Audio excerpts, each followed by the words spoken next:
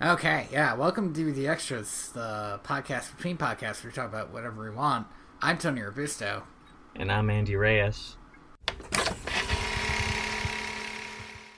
And it sounds like today we're talking about Andy's brain? We're not talking about my brain specifically. We're just talking about a thing that I did today that I do at least once a year. And I didn't do it I normally do it at the beginning of the year, but I didn't do it this year, and I was going to wait until the coming January, but then I thought, you know what? No, I've gone too long. I got to do it now. Andy kills one person a year. I do, and it helps me feel alive. No, so every year... I was going to say it helps you feel alive. I'm glad we both know what kind of serial killer I would be. Yeah. Perfect.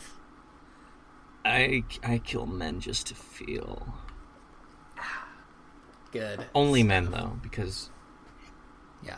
Don't be sexist about it. Not... What? I said don't be sexist about it. Okay. I mean, I'm not. I don't know what that means in this circumstance. Yeah, me is neither. Only killing men sexist, or would killing women be sexist more? This isn't important. Yeah, we're working in the grayest of gray areas, but I do not think only killing men is sexist. I do think only killing women is sexist. That's where I'm gonna fall on this. Yeah, I think that's where I am. Although, what if you were a woman? I think the same position stands. Okay. I also kind of agree with that, but I don't know if it's true. Well, I mean, I don't. When it comes to what is and isn't sexism, I don't think that theorists of the world consider the scenario of person killing murder. Well, I understand that, but also there are a lot of serial killers who go after women. Yes, and that is usually because of hyper-masculine or sexist mindset. There's a lot of reason. Oh my god, there's a show that just dropped on Netflix that I need to watch that's about this, called Mindhunters. Oh. It's about the I think it's the FBI at Quantico's first forays into psychological profiling to help track and find serial killers. But it's like a documentary? It's like a docudrama, so it's like a dramatization of the actual events. Okay. And I'm very excited to see it. I've heard good things about it. I'm sorry, this was a derailed train of thought. Talking about possible sexism in murder. Killers. Yeah.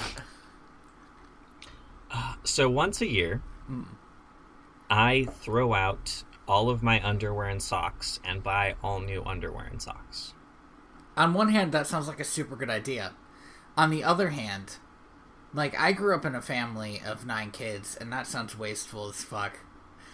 Okay, I'm not gonna donate my used socks and underwear. You at least donate the used socks. They wash the underwear. It is a contained personal experience to wear underwear. Underwear white? This might be I never too much. want to share the experience. No, all of my underwear is colored. Same with my socks. I don't wear white underwear or socks because I'm an adult man. Because I was gonna say you could bleach them, but no. Okay, wait. You don't wear white socks? No. I feel like white socks are pretty common. Nope. Huh. No white socks for me. Okay, that's fine. So every year you throw out all of your under things, all of your unmentionables. Yes. And buy a bunch of new ones. Them. Now, yes. I should note that I'm not accumulating a treasure trove like a dragon's lair of underwear and socks that I'm throwing out every year. No. I wash laundry every week. Now see, if I were to do this, I would cheat and definitely buy 2 weeks worth of each of those things. And I'll probably still wash my laundry every week, but I would never be out of underwear, and that would be important. I buy a week and a half's worth of each. Okay. Um. So, does this mean that you have all new socks and underwear except for whatever you were wearing? Does that get thrown out later?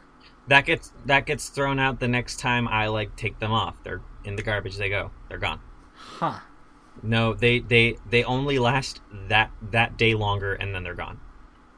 I'm gonna be honest. I don't know how to feel about this. I will say it is amazing. It is like a baptism. I am born again. It is just the most refreshing to just put on and know that oh, this is new underwear. These are new socks. It feels amazing. And I used to throw out half and buy half, right? Mm-hmm. But the problem is then I'd get one day where I'd wear a good fresh pair of underlings. That's not a phrase for that. No, nope, that's a person. An underling is a human being. But then I'd have 2 days of just awful badness. So we have had to let go of our recent hire at Direct-to-Video Industries.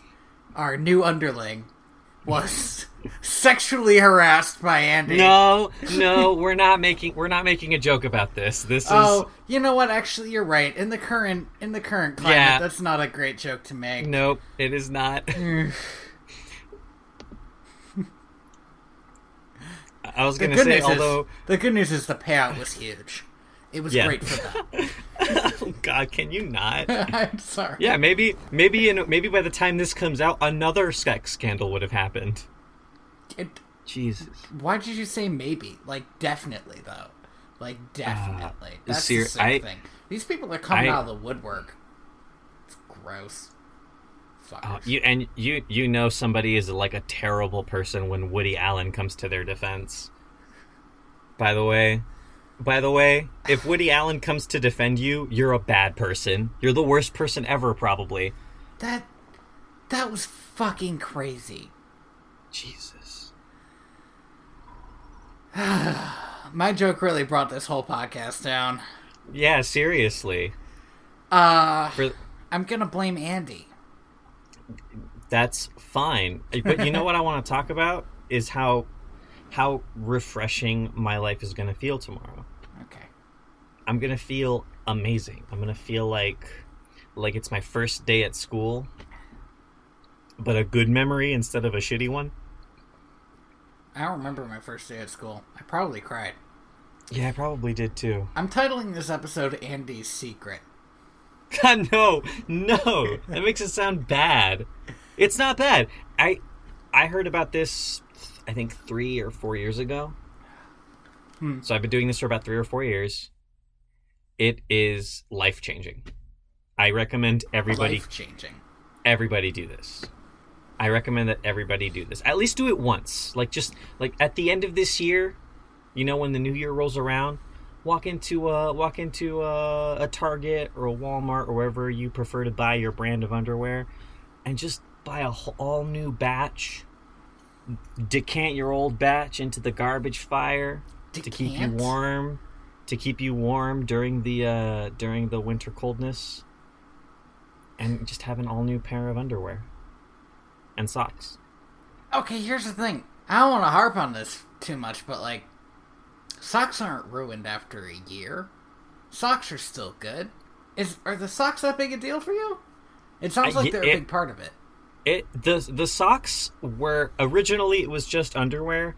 The socks were included when the second year I did it. I just decided to throw out all of my old socks, and I realized how amazing that experience is as well.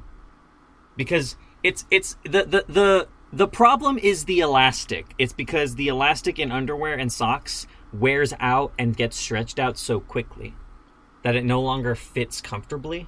Right. And it doesn't help that in the last year I've gained 30 pounds. Oh, really? Yeah. I'm not... That sounded judgmental. I don't mean to be judgmental. That's a significant amount of weight. And you're not a big... Yeah. You're not a big dude. You're not... I'm not, significantly small either. Right.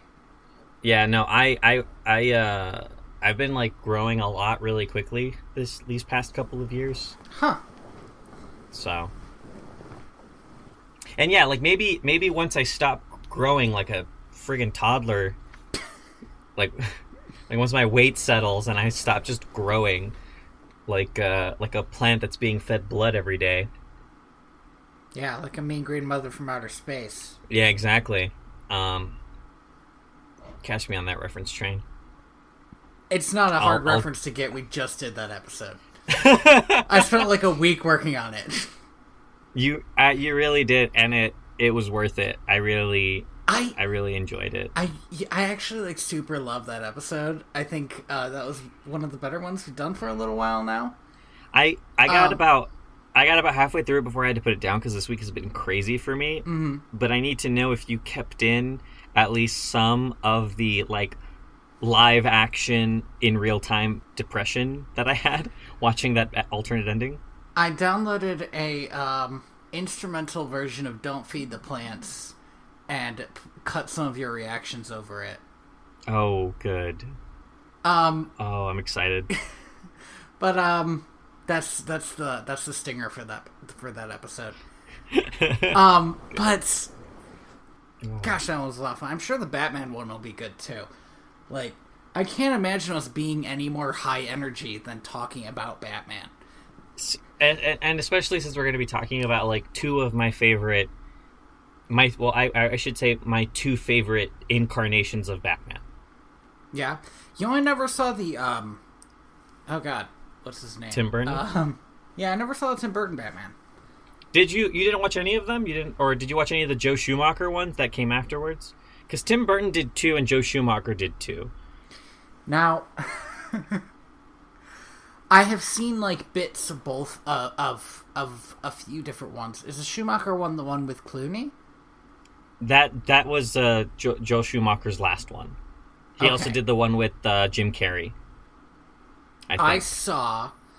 I've seen at least some of, like, a few clips of the one we're going to watch with Jack Nicholson. Yes. And I've seen a little bit of was it Batman and Robin? Yeah, that was the one with George Clooney. Which, man, that was fucking stupid, huh? Yeah, that movie, watching that movie is insane. And I found out later... I found out very recently, like I think a couple days ago, that before that movie was made, Warner Brothers went to the director and said, "These are all of the toys we made for this movie. You have to include all of them in the movie." Interesting. Did you see that Cracked video? The what? There was a Cracked video about the Penguin in the help me out here. Batman Forever, I believe it was. Yeah, in Batman Forever. It was about how when they marketed Batman Forever after the first Batman movie came out, they marketed it like with deals with McDonald's, and they didn't market as many like t-shirts, they marketed way more toys. Yeah. And that movie is 100% not for kids, and McDonald's got like the most angry letters they ever got from it, and WB got like the most angry letters they ever got from it. So what they did is they booted Burton, and when they made the next film, made sure apparently that all the toy deals made sense and wouldn't make kids go see a fucking scary movie. Yeah, sorry, that was Batman Returns. Okay. Now, I think that's a shame, because I think Batman and Batman Returns are really good Batman movies. Because they're freaky and weird, but they're still really campy in their own way. I think Batman and Robin went way too far into camp to the point where it feels like... Listen, I just don't think that there's any scenario in which Batman can pull out a Bat credit card. I heard a story on a if I'm going to draw a line... so we shouldn't talk about it. But I heard a story on a different podcast. This guy said he was watching this movie, and it was at that point that somebody stood up and said, "I'm done," and walked out of the theater. Yeah, like, you got to draw the line somewhere, and I think for a lot of people, that line is that credit card. It's like a Capital One credit card too, right? It's like a brand deal. Yes. Like, that's so terrible. Oh my gosh. But yeah, like, I think it's insane to me that, like, the entire premise of Batman and Robin in terms of story started with toys. Like, I mean, I guess it's not crazy because that's how, like, the Transformers cartoon and the G.I. Joe cartoon. Every TV show in the 80s, like He-Man and, you already said the two big ones. Yeah. I just threw in He-Man. He-Man's a good pull. Thundercats. Yes. Like, I haven't watched that many shows from the 80s. They're all bad, I'll tell you that. An argument could definitely be made for Pokemon and Yu-Gi-Oh! Too. Yeah, no, definitely. The Yu-Gi-Oh! Show came before the cards, though, and the Pokemon. Yeah, the card game Pokemon, came before. The game came video first too. Game came first, right? The trading cards were the first thing, and then the video game came out. The trading cards came out before everything else? Yeah, well, Nintendo started as a trading card company. Nintendo was a trading card company, like, in the 1800s. I never knew that. Like, you could, like, I remember reading I think it was a Tumblr or a Twitter post about this where somebody said you could write a fan fiction about Sherlock Holmes and Dracula going to Japan to buy Pokemon trading cards, and it would all make sense historically. Or not Pokemon trading cards, just Nintendo trading cards. Nintendo trading cards. Also, you could, I mean, that was Wild West, too. Could you get, like, Billy the Kid in there or something? I bet you could. When was Billy the Kid? I bet you could. I mean, he was might late as well. 1800s. You know, I want to talk about how good Van Helsing, the Hugh Jackman movie that came out in 2004, is. You know, I watched that movie with my family, and my one little brother was the only one who remembers that movie. And its plot is so crazy, and it's just insane. It's such a good, stupid action movie. I think I got it for him last Christmas because I found it for like $3. It is. Yes, perfect. It was directed, and I have an idea for our next double feature because it was directed by the guy who directed The Mummy. Oh fuck! Which explains everything about that movie's tone. I'm so mad they're remaking The Mummy into a Tom Cruise. I think I mentioned this, but like, it already came out. Do you know that? Yeah, no, I knew that. I don't think anybody watched it. I certainly didn't. No, I didn't. I know somebody who did, and no hype about it. Oh man, my little brother was excited for that movie for about 2 days, and the second day when he stopped being excited about it is when he found out Tom Cruise was in it. It's really hard. Tom Cruise keeps selling movies. It's really hard for me to like a movie with Tom Cruise in it. Because they're like, what if we get the most boring action hero in here? I think Tom Cruise stopped being interesting as a lead the moment he became, like, the face of generic action movie. But I guess I could also say the same about Matt Damon. Except Matt Damon, what's the word? I feel like Matt Damon does other stuff occasionally. Yeah, Matt Damon does, like, he'll do like a comedy or something. Right. But, like I said, I liked him in The Martian. Like we talked about The Martian. I enjoyed him in The Martian, and he wasn't, like, that wasn't an action movie. There's the one scene that's basically an action movie. But other than that, it's not very action-based. It's all about acting toward the camera. And the fact that he can do that means he's not just an action guy, right?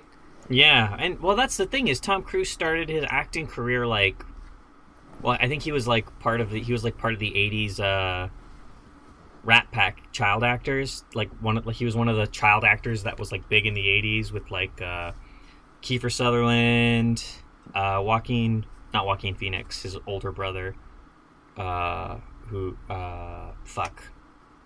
River Phoenix, I think his name was, and Will Wheaton, I think, was a part of that crew. Maybe not. Maybe not. Okay. But yeah, there was like he was like one of the big child actors in the '80s, and he like started doing like a bunch of like serious dramas in the '90s. I don't know when the turn was. Like, when did Tom Cruise become just generic white guy action hero? Mission Impossible. Oh, yep. It's probably Mission yeah, I guess Impossible, so. huh? But Mission Impossible is like weird and campy and ridiculous. I mean, okay, well, I guess maybe whatever he did after Mission Impossible. Like, I'm guessing it was Mission Impossible, though, that's the catalyst for that. I think Mission Impossible is like the beginning of the end. Like, we will look back on it and see. You think Tom Cruise throws out all his underwear once a year? You think Bruce Wayne throws out all his underwear once a year? I think Bruce Wayne throws out his underwear at least once every day. Because if you're going to be like shoved into a hermetically sealed rubber body sock, like... You don't think that thing breathes? No, I don't think it breathes at all. Well, I guess it depends on which type, because in my mind, it's like the whole ninja suit thing. But a lot of people like the armor version. I usually think of it as a combination of both, but I still don't think it breathes regardless, because I think of it like the Hobbit feat, where at the end of every day he just has to hang it upside down and let the sweat drip out. Hey, guess who didn't know that factoid about Lord of the Rings and never wants to hear it again?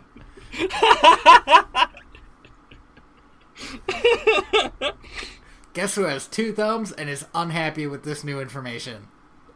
I'm sorry. That is so gross. Yeah, man, and they'd be shooting for hours at a day. And then there were days where they had to shoot for like the whole day because they did day and night scenes.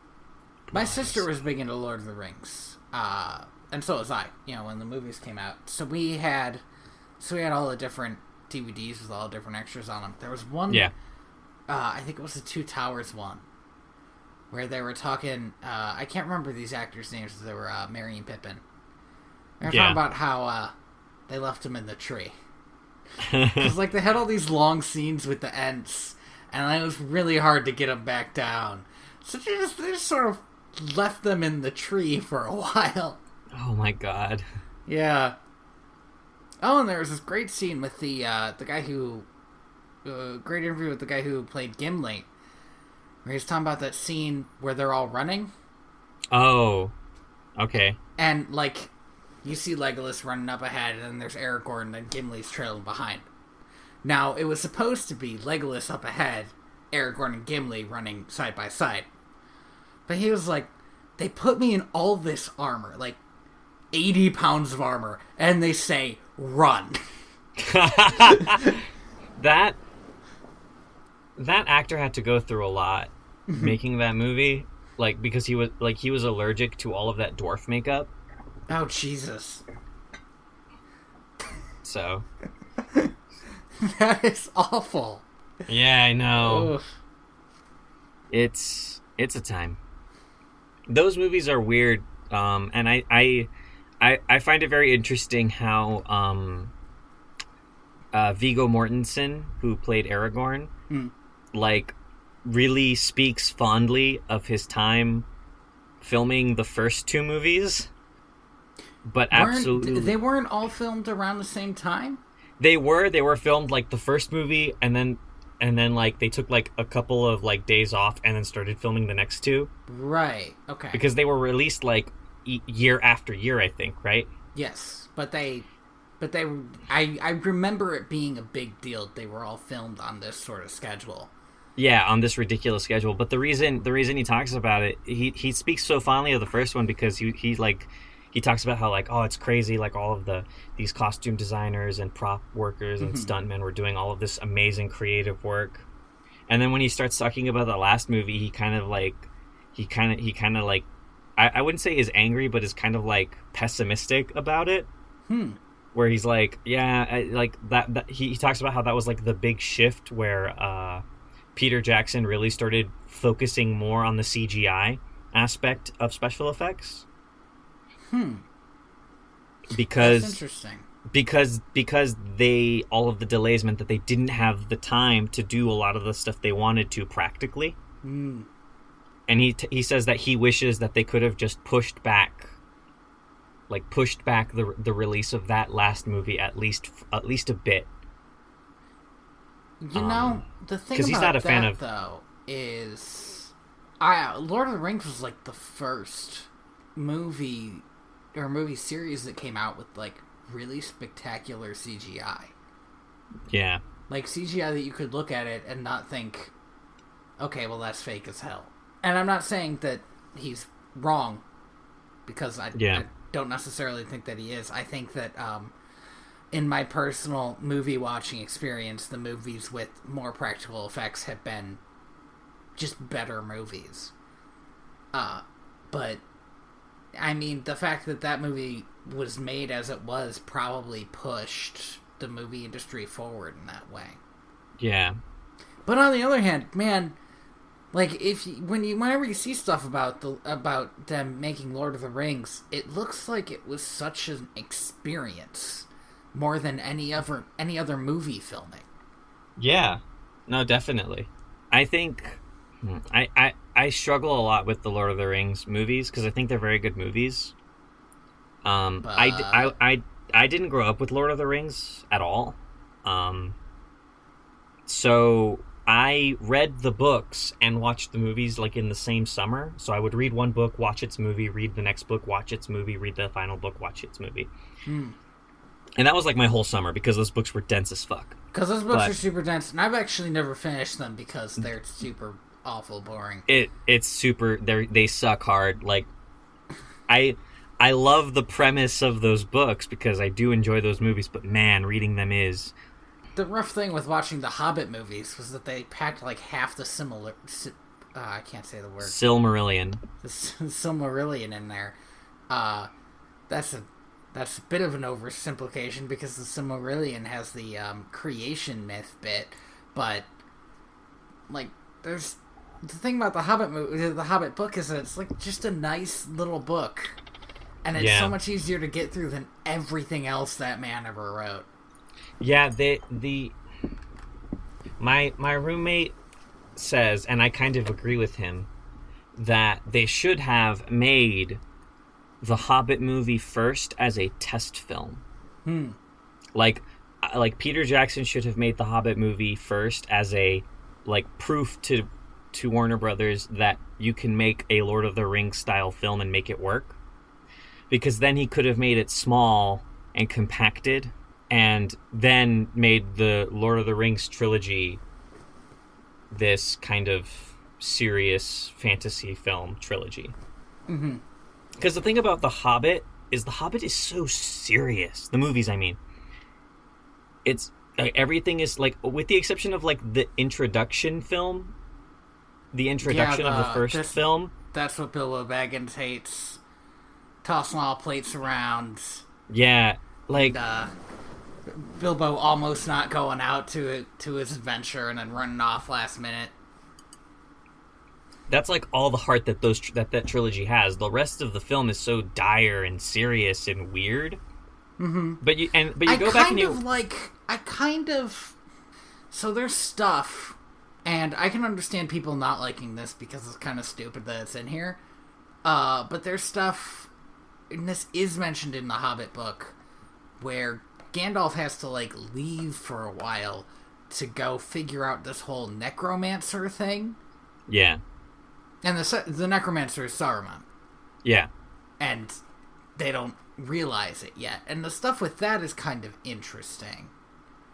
It's alright. But it also has to be open-ended because obviously it does. It's like watching the Death Star being built at the end of Episode 3. Like, okay, great, I guess. Now I know the Death Star was built at some point.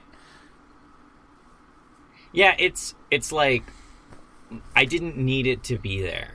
It's nice, sure, but they could have done more with that time, or they could have done more with less time than to waste my time as a viewer putting all that extra stuff in there. I think the strongest parts of the Lord of the Rings original trilogy is all the stuff they cut out. Don't get me wrong, people who are fans of the book and believe in maintaining the purity of the book when you're making the movie, those people are going to exist. Well, and I think that's there's stupid. a lot of people who will say, like, you gotta watch the 4-hour version of Two Towers or something. Yeah, and those people are insane. Cool. Hey, this is just going out on the internet. You know that, right? I will die on this hill. Anybody who tells me that I have to watch the fucking 24-hour version of Lord of the Rings is insane. Because I have things to do. It's okay, we don't need listeners. No, we don't. Come at me. I'm on Twitter. At royalty_valens. Get him. I think every year that goes by, Harry Potter becomes a less interesting book series. Come on, come at me. I got all these opinions. Holy fuck. Andy, I think it's a relic of its time, and it'll never grow older. That is just patently incorrect. It's been 20 years. Yeah. I'm not saying it's going to fade into obscurity. This is not a conversation I'm having with you. There are better books for children out today that I would rather kids read, is what I'm saying. Oh, man, I can feel your aura. I'm pinching the bridge of my nose. I'm curious. So, I have a question. No, wait. This is a really dumb question, though. This is a really dumb question, though. I need to know, because this is a really dumb question. Alright, now hit me. When you say I'm pinching the bridge of my nose, are you literally doing that, or is that like a saying? No, I was pinching the bridge of my nose. Okay. Squeezing my eyes shut so I didn't have to look at the picture of you that is on my screen. As I mentally force myself not to get into a fight with you over a children's book series. If it was good, it'd be worth fighting over. That's patently untrue, Andy. Welcome to Direct to Video, a podcast where I try to make Tony say his true feelings. A podcast where Andy shits in his own mouth for, I don't know, an hour? We're trying to make it an hour. We're trying to make it an hour. Okay, no, I want to hear, I want to hear your better books. Not, this isn't like, oh, give me better books. It's like, hey, give me better books. I want to hear these better books of yours. See, you've called me out on my bullshit. I fucking did. So this is where I have to say, I'm full of bullshit. But I will also say that I also haven't really read a book in like 2 or 3 years that aren't math books. That's a crime. Other than Dune, which is not a book that I would recommend to children. Gosh, I found in a library a book that I had read when I was little. And I can't remember what it's called, but it's about this like little demon dog thing.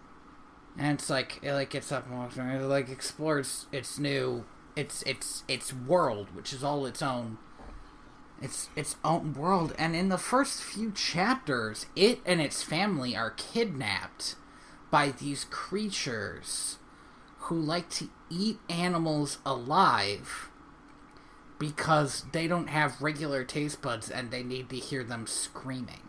And it had this really long like thing about all the things they did to like keep these people alive and like how they devoured them.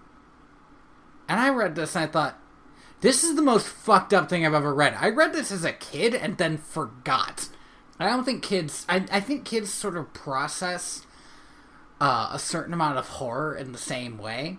Like, I would process that in the same way that if somebody in a book died. Yeah. The fact that they died horribly does not mean the same thing to me. Or did not. It does now. I did not finish that book because it was fucked up. I wonder. I will say... And, like, I remember the story not being good enough to make up for fucking torture and death on every page. Yeah. I wonder if what you said is true. I wonder if kids do process the, like, weight of certain actions versus similar actions differently than adults. I think they do. Oh, no. I definitely think they do. I think kids can bounce back from stuff because they process it differently. Yeah. I think it's something. I'll have to look into it. I'll have to ask around about it. I find that very interesting. Mm-hmm. I visited my niece and nephew over the weekend because it was my nephew's second birthday. Aw. Yeah. We have the sort of relationship where as soon as he sees me, he needs me to pick him up. Yeah. And he has this sort of issue with his hands where they're still really grabby and he doesn't realize how strong they are. And I have claw marks on my neck from a toddler with quite short nails. Yeah. It's just a baby thing. Babies. I mean, being an uncle is like being a parent, but without all the stuff that makes parenting hard. So it's not like being a parent at all. Exactly. It's like I get to do like pick them up and toss them stuff. But if somebody starts crying, that's not on me. If somebody starts pooping diapers, that's probably not on me. I have never had to stay up all night with a baby. Yeah, I will say the one thing I enjoy about being an uncle is the ability to, when I am lost, look at the parent and go, here. And when the going gets tough, the tough get going. Right? Lion King 2 is such a good movie. I am pinching the bridge of my nose.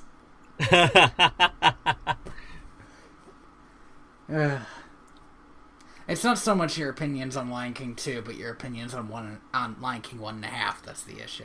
Maybe it's the fact that you enjoyed Lion King 2 and didn't enjoy Lion King 1.5. I don't know. Maybe I just enjoy nuance. Man, the sunrise sunset part. The part where he knows Shenzi's middle name. There is nuance in that movie. I think it is possible that maybe I was just not in a good state of mind when I was watching it. But we will have to redo that episode. Yeah. Maybe season 2, which is what I've dubbed next year. Season 2, the new batch. Season 2, Electric Boogaloo. Season 2, the awakening. Season 2, the sequel to Season 1. Season 2, the Two Towers. We're gonna get for Season 2, we're going to get a third co-host, and it's going to be a child dog. It's gonna bring ratings way up. A child dog. I was thinking specifically Scrappy-Doo. What's Scrappy-Doo doing nowadays? Absolutely nothing. I don't think Scrappy-Doo has been in a Scooby-Doo property since the first live-action Scooby-Doo movie. That makes sense. There's a reference to a Mystery Incorporated. I don't understand all of the Scrappy-Doo hate. I think it was a character... I think it's like Ewoks. Not Ewoks. Jawas. No, Ewoks. I think it's like Ewoks. It's like, when you were little, you're like, oh, cool, little teddy bear guys. And then you grow older and you're like, man, why is this stupid shit in my Star Wars movie? I think it's kind of like that. Yeah, but here's the thing, right? Is like, Scooby-Doo is dumb. I'm not saying people's opinions are correct on Scrappy-Doo. I'm saying that I think that's where their opinions come from. I mean, people's stupid opinions are why the Teenage Mutant Ninja Turtles got rebooted into Gritty. Well, Teenage Mutant Ninja Turtles started Gritty. Well, the comic was Gritty, but the comic. But the comic was also a satire on the gritty comics of the 80s that were coming out at the time. It was Daredevil, right? It was supposed to be satire on Daredevil. It was satiring pretty much everything Frank Miller and Alan Moore related. Okay. I know that Alan Moore did write at least one comic series where a bunch of the heroes were rapists. Yes. He did at least 2. Great. I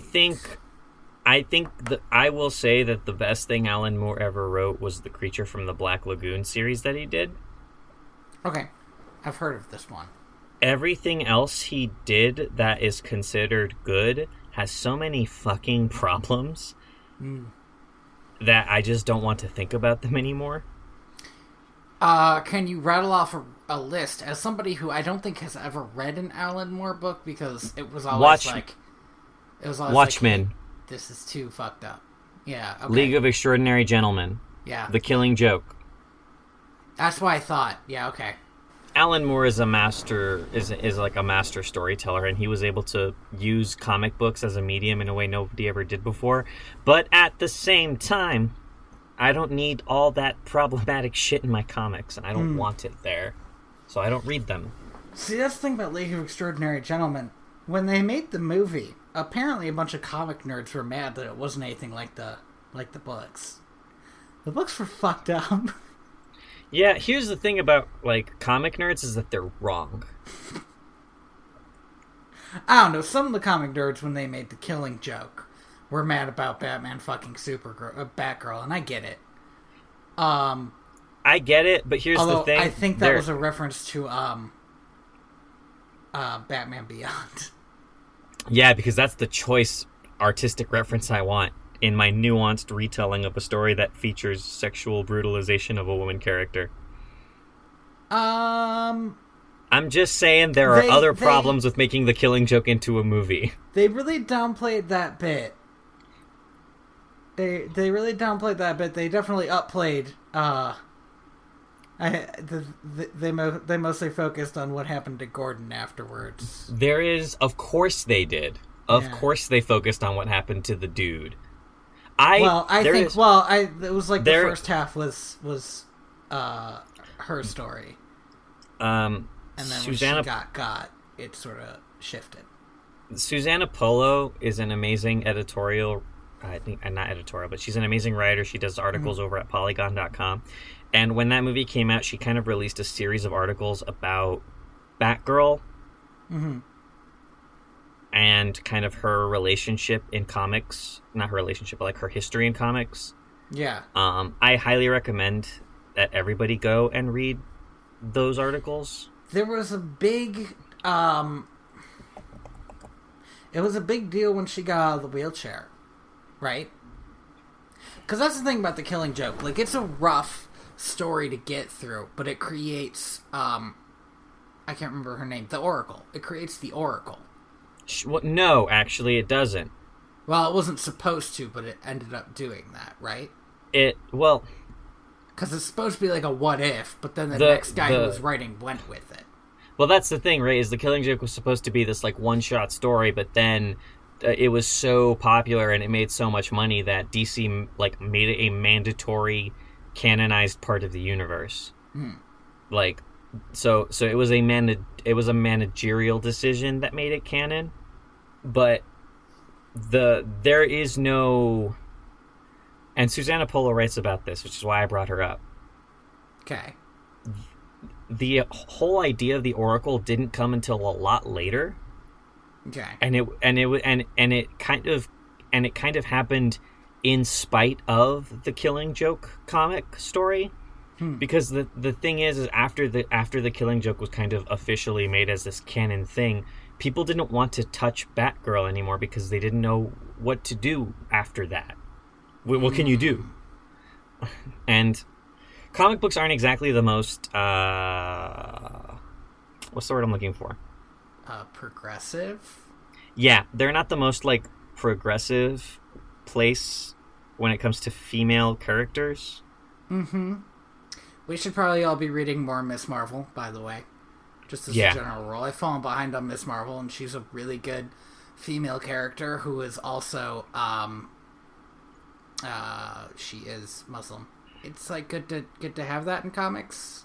Yeah, somebody said this to me, and it kind of explained in one sentence what it is about Miss Marvel that I really liked when I read the first trade that I bought at Barnes & Noble way back when. And it's that Miss Marvel feels a lot like what I wish Peter Parker would be. That was what I felt like too. That's why I always liked. That's why I always liked Static Shock. Because it was like a Peter Parker story that wasn't about Peter Parker. Yeah, Peter Parker has so much baggage now, which is a shame because I still love him as a character, but I guess you can only be a whiny teenager for so many decades. Yeah, the fact that he keeps on being rebooted into a whiny teenager is a real problem. It really is. But yeah, Miss Marvel has to put up with the same shit, and she even her origin story is being so obsessed with someone else that she becomes her, and then dealing with the fallout of that, and that is really interesting to me because that means that she's already defining herself by how she measures up to someone else. Someone who, by the way, is such a big deal in that universe that it's impossible to measure up to her. There is an amazing kind of subplot in Miss Marvel about the standards that you place on yourself, and the ones that you place on yourself because you want to better yourself, and the ones you place on yourself because that's what society expects from you. And the big difference between those two aspects of your life. That's very good.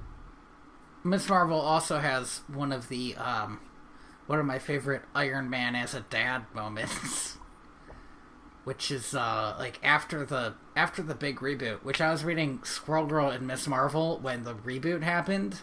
Yeah. And both of them were 2 months old. So Squirrel Girl just ignored the reboot. And, understandable. Got a new costume, I think. And then Miss Marvel was part of the reboot, and she had this moment with Captain Marvel and everything, and so that was interesting. But then after the reboot, she's part of the Avengers. And there's a story about her trying to deal with being part of the Avengers and patrolling New Jersey and being a high school kid, and at the end of it, Iron Man shows up and he's like, the reason we're on a team is so that no one person has to do all this. It's okay to ask for help sometimes and shit like this. And I just like Iron Man as a dad because, again, all the bad decisions, he's already made them. Yeah, he knows everything because of how bad he fucked up. I really wish the movies would start leaning into that more, but they seem to just really want to stick with him being a fuck up, and that's way too bad. Yeah, maybe after he inevitably kills Captain America, gonna die. No, right? Nope. Captain America's gonna die. I feel it in my bones. I think they're all gonna die. See, I heard this fan theory that seems pretty on point to me. Okay. Maybe if it wasn't you that told me it must be my sister. She's way into Marvel. That was the Avengers are going to die. We know that Tony Stark saw a vision of that in Avengers 2?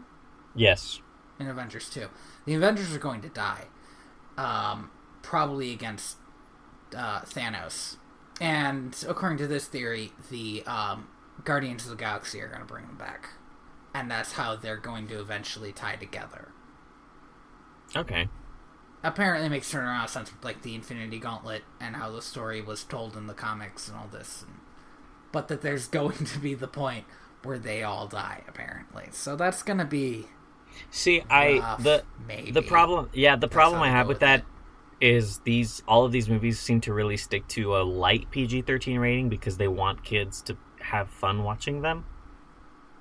You don't think they're going to end a movie on them all dying? No, I don't think so. They might end the movie on them all coming back. Captain America... But I feel like Captain America, if any one of them is going to die for real, Captain America would be my number one choice.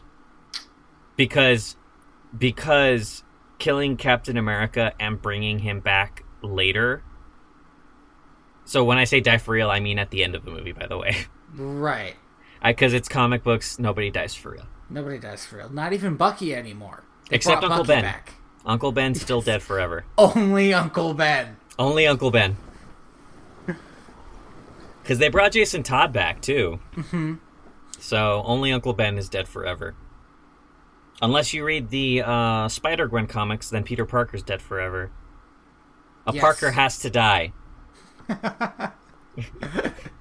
I like the idea that that's like the only thing keeping the Marvel universes tied together. Yeah. Dead Parkers. A Parker has to die. For the universe to be canon. Comics, but they're just like not as good as like Gwenpool. Marvel or Squirrel Girl. I really like Gwenpool. I think Gwenpool is a very like ridiculous thing in a different way from Squirrel Girl. I never really picked up Gwenpool. It's written by the guy who wrote Dr. McNinja. Yeah, it's Christopher Hastings. Which I think we're both still not satisfied with how that comic ended. You more so than me. Why I never picked up Gwenpool, honestly. It's like, if this is like the type of shit he's doing, then I'm not sure I want to read this new thing. Yes, I wasn't a huge fan of how that story ended. I thought it kind of petered out. Yeah. I feel like it ending on the 10-year mark was by the time he reached it more of a like an obligation he set on himself. I feel like he could have ended it earlier and had more fun. Yeah, that makes sense. I just felt like there's a lot of characters that technically got closure, but that didn't necessarily have like good endings, like interesting endings because of that. Like part of the final story requires that Gordito's uncle, who is a paleontologist who found dinosaurs, is like actually incredibly stupid. Yeah. Which like he wasn't super smart in the original story, but he kind of fit in with this universe where logic doesn't look exactly the same. Yeah. But then in this last story, he's just incredibly stupid. Yeah, it's a lot. Yep. All right. Well, maybe you could turn off the timer and we can just wrap up. My thing says 58 mark. Yeah, let's do it. Let's do it. Wait. I feel like we're ending on a somber note. We should brighten it up a little. Make a joke. All right. Shit, you're putting me on the spot here. I got one. I got one. This is a good joke. So, 9 out of 10 doctors agree that a long walk on the beach is a great way to get rid of stress. But the 10th doctor doesn't want to go. Is that the joke? This is a very deep Doctor Who reference. Oh. Cool. It's actually not a joke at all. It's very sad. Alright. Let me try again. I haven't really watched Doctor Who, like... I haven't watched Doctor Who in about 3 years. 2 episodes. And I read the unfinished script that Douglas Adams wrote, and that was pretty good. They made it into a book. So, oh, yeah, I heard about that. I remember we talked about that. I think we did, yeah. Let me try again. Yeah, alright, hit me. Oh, God, man. Coming up with jokes. Jokes. Make them laugh. Let me just quickly Google MBA. Oh no, jokes. You motherfucker. Okay, yeah, we're ending there, I think. I mean, I cut that joke out so nobody's gonna get it, but also I think they'll also get it. Yep. Check out our YouTube channel. I still have to put it on the direct-to-video page. But check out the YouTube channel for our stolen MBMBAM jokes. It's awful. It sucks. It's so it sucks. fucking shitty. I love it a lot. What's the timestamp? Like, how long was it? Because I was so convinced it was like 30 minutes. Oh no, it was like 5. Okay, it felt like forever. It wasn't even that. It just did feel like a lot longer looking back. It's so bad. Like, let's just steal jokes from this other, more successful thing. I mean, fuck, man, that's what people do with Monty Python. Like, what's the cutoff? How successful do you have to be before you're allowed to steal jokes from it? Do you know the amount of times I've done that Han Solo joke? Okay, we're not talking about this anymore because I'm going to ask you about that off the air. Okay. Fuck. All right. Whew.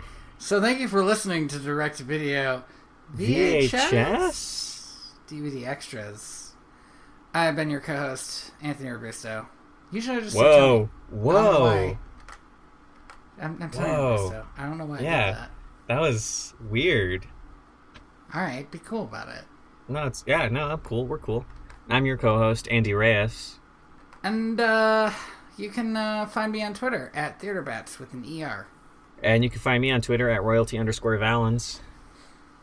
And you can find this comic that I do.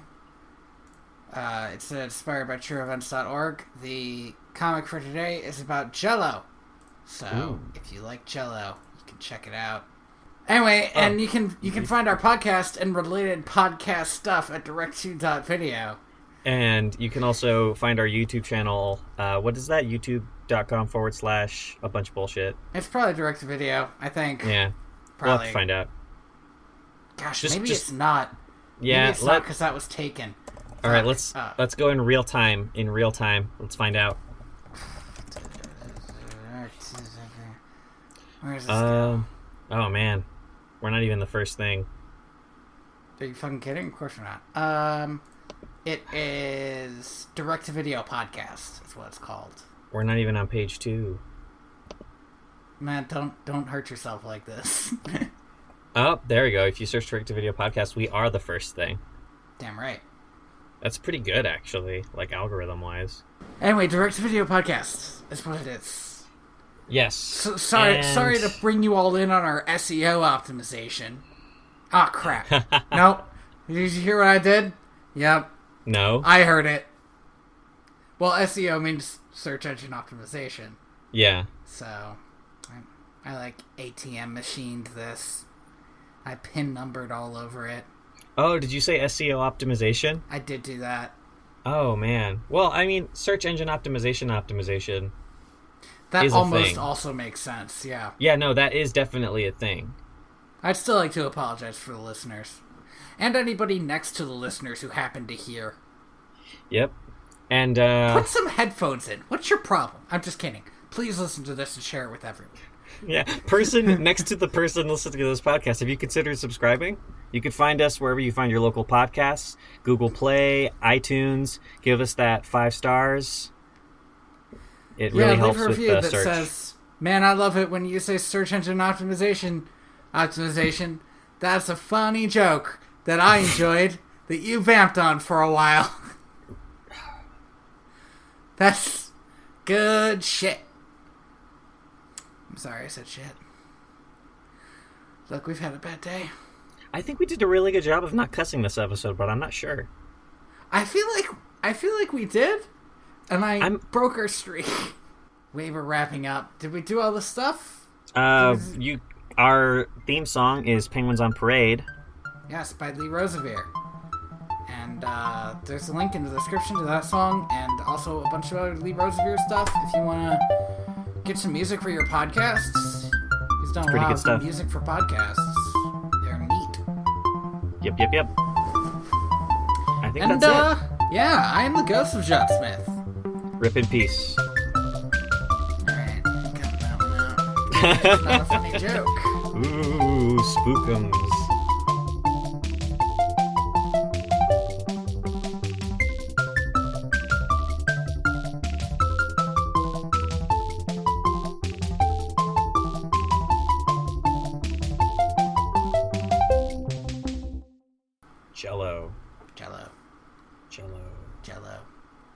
Jello, it me.